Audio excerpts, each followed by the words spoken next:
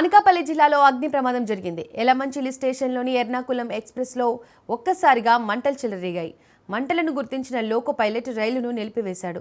ట్రైన్ను నిలిపివేసిన వెంటనే భయంతో ప్రయాణికులు పరుగులు తీశారు. B1 బోగిలో చెలరేగిన మంటలు M1, B2 బోగిలు వ్యాపించి పూర్తిగా దగ్ధమయ్యాయి. దీంతో అప్రమత్తమైన రైల్వే సిబ్బంది ఇతర కోచ్లను వేరు చేశారు. ఘటనాస్థలానికి చేరుకున్న అగ్నిమాపక సిబ్బంది 4 ఫైర్ ఇంజన్లతో మంటలను అదుపు చేశారు. విశాఖ నుంచి విజయవాడ వైపు వెళ్లే పలు రైళ్లకు అంతరాయం ఏర్పడింది. 2 బోగీల్లో ప్రయాణికులను తరలించేందుకు అధికారులు ఏర్పాట్లు చేస్తున్నారు. B1 బోగీలో ఒకరు సజీవ దహనమయ్యారు. మృతి చెందిన వ్యక్తి వయసు సుమారు 70 సంవత్సరాలు ఉంటుందని రైల్వే అధికారులు గుర్తించారు. ప్రమాదం ఘటనపై స్పందించిన హోంమంత్రి అనిత అధికారులను అడిగి వివరాలను తెలుసుకున్నారు.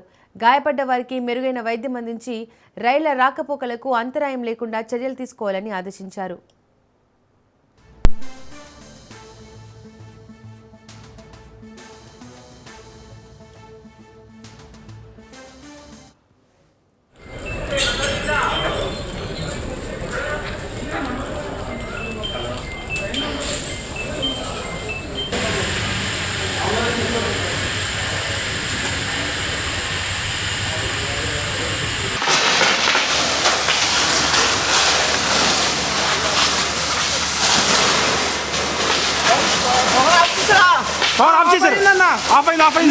ట్రైన్ కూడా మూవ్ చేయడానికి ముందుకు లేదన్నా.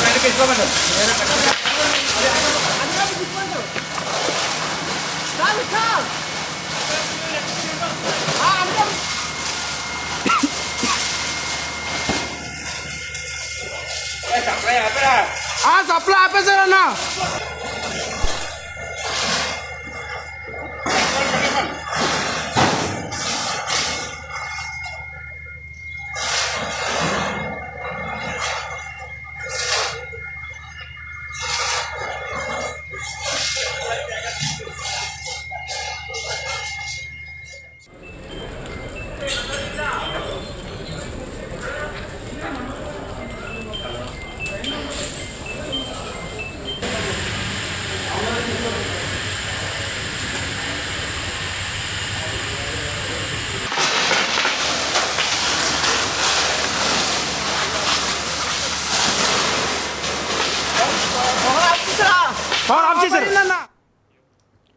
అనకాపల్లి జిల్లాలో అగ్ని ప్రమాదం జరిగింది. ఎలమంచిలి స్టేషన్లోని ఎర్నాకులం ఎక్స్ప్రెస్లో ఒక్కసారిగా మంటలు చెలరేగాయి.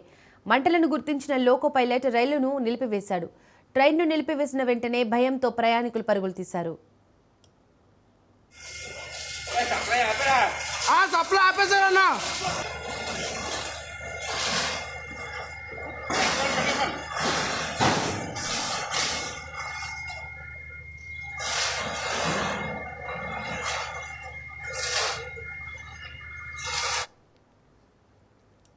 B1 బోగిలో చెలరేగిన మంటలు M1, B2 బోగిలు వ్యాపించి పూర్తిగా దగ్ధమయ్యాయి.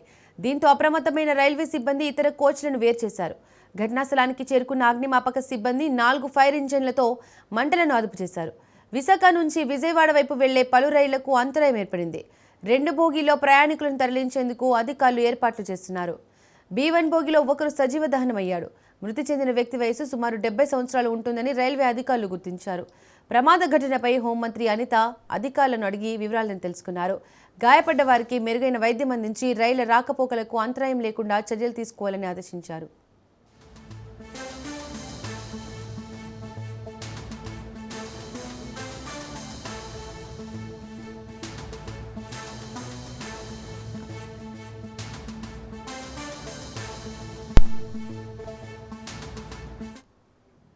రైట్, ఇదే అంశానికి సంబంధించి మోర్ డీటెయిల్స్ మా ప్రతినిధి నందకుమార్ అందిస్తారు. నందకుమార్, అనకాపల్లి జిల్లాలో ఎలమంచిలి స్టేషన్లోని ఎర్నాకులం ఎక్స్ప్రెస్లో ఒక్కసారిగా మంటలు చెలరేగాయి. ఈ అగ్ని ప్రమాదానికి కారణం ఏంటి? ప్రయాణికుల సిచ్యువేషన్ ఏంటి? Thank you Deepika. టాటా నగర్ నుంచి ఈ ఎర్నాకుళం వెళ్తున్న ఈ ఎక్స్ప్రెస్ అనకాపల్లి జిల్లా ఎలమంచిలి రైల్వే స్టేషన్ దగ్గరకు వచ్చినప్పటికీ ఒక్కసారిగా 3 బోగీల్లోని భారీగా మంటలు చెలరేగిన నేపథ్యం ఈ తెల్లవారుజామున 1 గంట ప్రాంతంలో జరిగినట్టుగా మనకైతే సమాచారం అందుతుంది. ముఖ్యంగా ఒక్కసారిగా ఎలమంచిలి రైల్వే స్టేషన్ దగ్గరికి వస్తున్నప్పుడుగా ఈ యొక్క మంటలు చెలరేగగానే వెంటనే అప్రమత్తమై అందులో ఉన్న ఎవరైతే ఈ ప్రయాణికులందరూ కూడా యలమంచిలి రైల్వే స్టేషన్ లోకి దిగే ప్రయత్నం అది చేశారు. ముఖ్యంగా మనకున్న సమాచారం మేరకు ముఖ్యంగా B1 బోగీలోని ఈ యొక్క మంటలు చెలరేగినట్టుగా తెలిసి అది అక్కడ నుంచి M2 కి పాకింది. ముఖ్యంగా రెండు కూడా ఏసీ బోగీలు అవ్వటం, అది కూడా ఒక్కసారి లోపల ఈ బ్లాంకెట్స్ ఉన్న ఏరియా దగ్గర నుంచి ఈ యొక్క ఫైర్ స్టార్ట్ అయినట్టుగా అక్కడ ప్రత్యక్ష సాక్షులు అయితే తెలియజేస్తున్నారు. ముఖ్యంగా రైల్వేకి సంబంధించిన ఉన్నతాధికారులు వెంటనే అప్రమత్తమై అలాగే అగ్నిమాపక శాఖకు వీళ్ళు ఇన్ఫర్మేషన్ ఇచ్చిన నేపథ్యంలో వాళ్ళందరూ కూడా ఇమీడియట్ గా కంట్రోల్లోకి తీసుకొని వచ్చే పరిస్థితి అయితే చేశారు. అయితే బాధాకరమైన విషయం ఏంటంటే 70 ఏళ్ల ఒక ప్యాసింజర్ మట్టుగా ఈ యొక్క మంటలు లేకపోతే అందులో వచ్చిన స్మోక్ వల్ల అనుకోవచ్చు ఒక అతను మట్టుకు బయటకు రాలేకపోయారు. ఆయన ఒక్కడే సజీవ దహనం అయినట్టుగా కూడా ఇప్పటికే అధికారికంగా తెలియజేశారు. అయితే ఆయనకి సంబంధించిన కొన్ని మృతదేహాల కొన్ని పార్ట్స్ కూడా వాళ్ళు గుర్తించినట్టుగా తెలియజేశారు. వెంటనే ఈ యొక్క ఫైర్ కి సంబంధించి కంట్రోల్ కి అయితే తీసుకొని రావడం జరిగింది.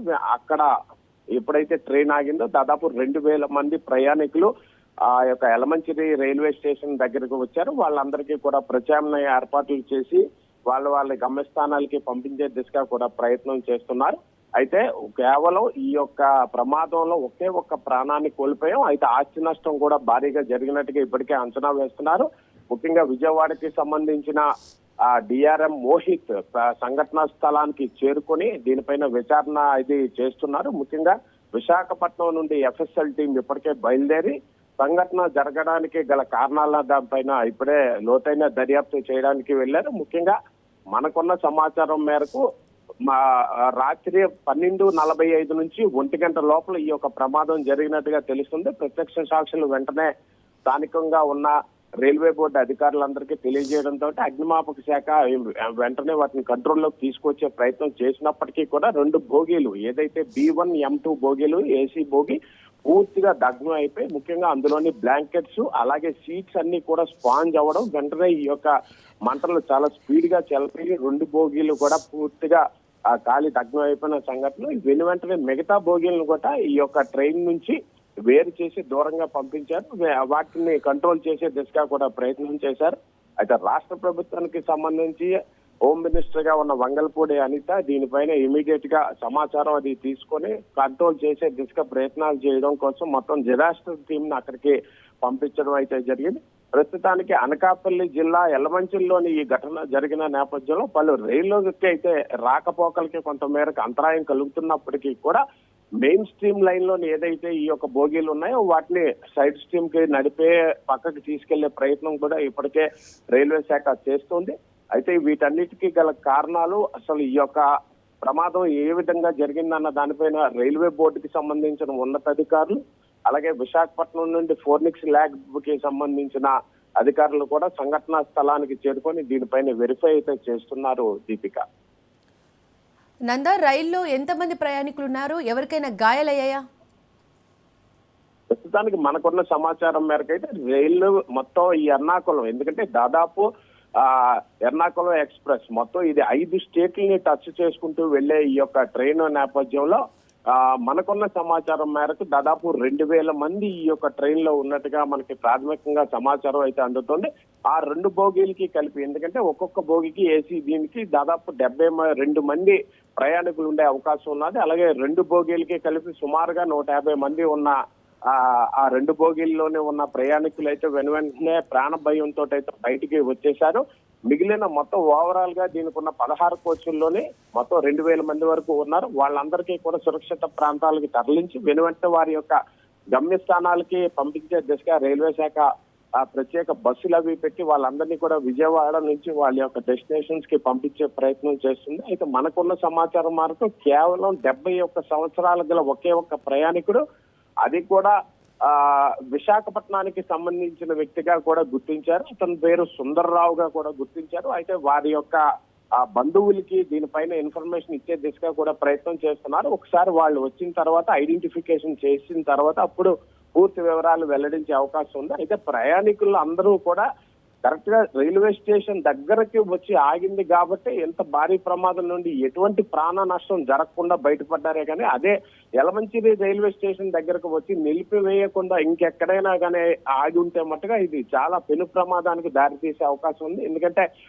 అర్ధరాత్రి సమయం ఒక్కసారిగా అంతటి చీకటి ప్రాంతంలో కానీ రైలు ఆగినట్లయితే ప్రయాణికులు భయానికే చాలా మంది ఆ ట్రైన్ లో ఉండిపోయే అవకాశం ఉంది. అయితే ఈ యొక్క ఎర్నాకుళం ఎక్స్ప్రెస్ ఏదైతే ఉన్నదో దానికి అనకాపల్లి జిల్లా యలమంచిలి రైల్వే స్టేషన్ లో అసలు స్టాప్ అనేది లేదు. ఎందుకంటే యలమంచిలి రైల్వే స్టేషన్ అనేది చాలా చిన్న స్టేషన్ అవన్న నేపథ్యంలో అక్కడ స్టాప్ లేదు. కానీ లోకో పైలట్ ఇటు డ్రైవర్ ఇమీడియట్ గా దాన్ని గార్డు వీళ్ళందరూ కూడా అప్రమత్తం అయ్యి ఆ బోగీల నుంచి స్మోక్ వస్తుందని ఎప్పుడైతే కనిపెట్టారో వెంటనే దాన్ని అనకాపల్లి జిల్లాకి సంబంధించి యలమంచిలి రైల్వే స్టేషన్ లో ఆపే ప్రయత్నం చేసిన నేపథ్యంలో ఒక్కసారిగా ప్లాట్ఫామ్ దగ్గరికి ఆగడం వల్ల ప్రయాణికులు అందరూ కూడా వెంటనే ప్లాట్ఫామ్ మీదకి వచ్చి దూరంగా వెళ్ళిపోవడం వల్ల కొంత మేరకు ఎటువంటి ప్రాణ నష్టం జరగలేదు. అయితే కేవలం ఒకే బాధాకర విషయం ఏంటంటే 71 ఏళ్ల సుందర్రావు అన్న ఒకే ఒక వ్యక్తి మట్టుగా అతను ఎందుకంటే గాఢ నిద్రలో ఉండి లేకపోతే వయసు సహకరించలేకపోవడం వల్ల వాళ్ళు బయటికి అయితే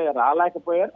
రాజ్ న్యూస్ లో చాలా క్లియర్ గా ఎక్స్క్లూజివ్ గా మనం విజువల్స్ రూపాన చూపిస్తున్నాం. ప్రయాణికులందరూ కూడా తమ తమ సామాగ్రితోటి వెంటనే బయటకు వచ్చి ప్రత్యామ్నాయ ఏర్పాట్లు ఏదైతే రైల్వే శాఖ చేస్తుందో వాటన్నిటిలోనే తమ గమ్యస్థానాలకి వెళ్ళిపోయే దిశగా ప్రయత్నాలు అయితే చేస్తున్నారు. కానీ ఓవరాల్ గా ఇటువంటి ఘటనలు రైల్వే శాఖలో జరగడం ఈ యొక్క ప్రయాణికుల్లో ఒక ఉలికిపాటు అనేది వచ్చింది. అయితే ఈ యొక్క ప్రమాదానికి గల కారణం ఏమిటి అన్న దానిపైన ఎఫ్ఎస్ఎల్ టీము అలాగే పోలీస్ కి సంబంధించి ఒక ఇన్వెస్టిగేషన్ టీం కూడా వీటన్నిటి మీద వర్కౌట్ చేస్తుంది. విజయవాడకి సంబంధించి డిఆర్ఎం కూడా సంఘటన జరగగానే ఇమ్మీడియట్ గా స్పాట్ కి వచ్చారు.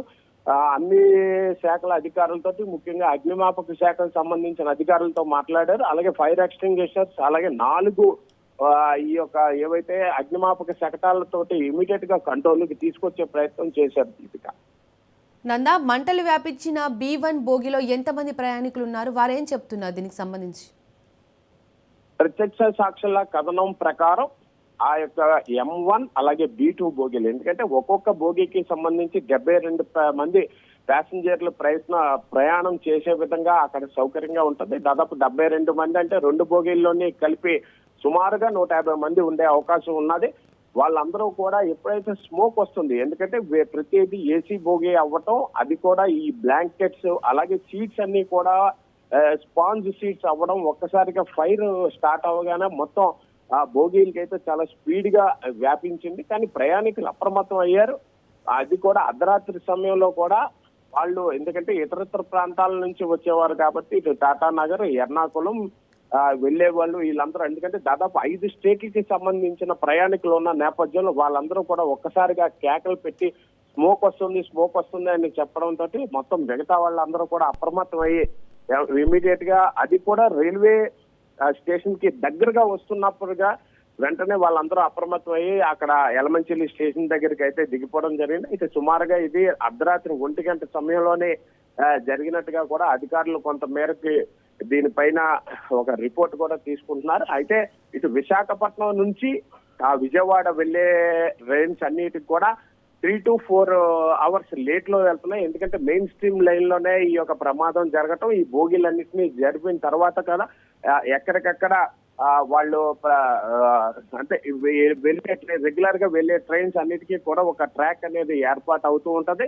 వాటిని అక్కడి నుంచి తరలించే దిశగా కూడా ప్రయత్నాలు అయితే చేస్తున్నారు. ఇప్పటికే మొత్తం జిల్లా యంత్రాంగానికి సంబంధించి అనకాపల్లి జిల్లా ఎస్పీ అలాగే అనకాపల్లి జిల్లాకి సంబంధించిన కలెక్టర్ వీళ్ళందరూ కూడా సంఘటనా స్థలానికి చేరుకొని ఘటన పైన పూర్తిగా ఆరా తీస్తూ ప్రభుత్వానికి దీని మీద నివేదిక ఇచ్చే దిశగా కూడా ప్రయత్నం చేస్తున్నారు. అలాగే సెంట్రల్ రైల్వే బోర్డుకి సంబంధించిన అధికారులందరూ కూడా ప్రస్తుతానికి ఈ యొక్క ఘటన పైన ఆరా తీసేటందుకు లోతైన దర్యాప్తు చేయాలి. ముఖ్యంగా ఎందువల్ల ఈ యొక్క ప్రమాదం జరిగింది అన్న దానిపైన కూడా అధికారులతో అయితే ఇప్పటికే మాట్లాడుతున్నారు. అలాగే రాష్ట్రానికి సంబంధించిన హోమ్ మినిస్టర్ గా ఉన్న వంగల్పూడి అనిత కూడా సంఘటన స్థలానికి పోలీసుల వాళ్ళని పంపించి ఇమీడియట్ గా దీనిపైన లోతైన దర్యాప్తు జరిగే విధంగా అలాగే ఎవరైతే అక్కడ ఉన్న ప్రయాణికులందరికీ కూడా మౌలిక సదుపాయాలు అందించే దిశగా కూడా ప్రయత్నాలు చేస్తున్నారు. అలాగే వీళ్ళందరికీ కూడా వారి డెస్టినేషన్స్ కి వెళ్లే విధంగా కూడా అన్ని రకాలుగా ప్రయత్నాలు చేస్తున్నారు. Deepika. Right Nanda, thank you.